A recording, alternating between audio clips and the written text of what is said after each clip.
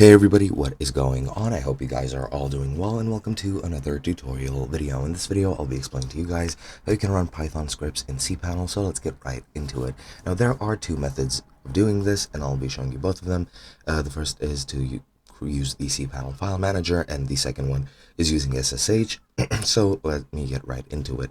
Now, of course, to use the file manager, what you need to do is you need to log into cPanel first, and then go into the file section, go into the file manager, and then you have two options. You can add the Python script or Python file within the CGI bin folder, which is used to contain executable CGI scripts, or you could use any other folder. However, you do need to create an htaccess file to which you need to add a couple of lines of code to make sure everything works. Now, as for the CGI bin folder, you can just go there and you can then create a file within it if you want to.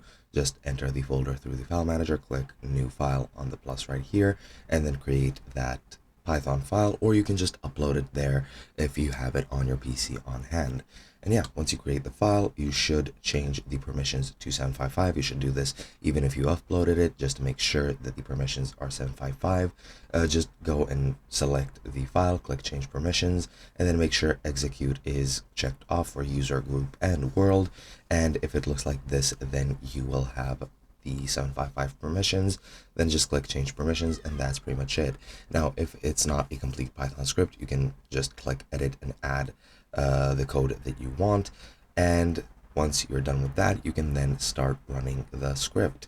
Now, if you want to run the script, if it's in the CGI bin folder, you should just go to the domain or the URL, http, and then your domain name or domain address / CGI bin / your Python script name, and that should be it. However, if it's outside of the CGI bin folder, you should add or copy the htaccess file over there, and then just add these here lines of code to your htaccess file, and then your Python script should be able to run.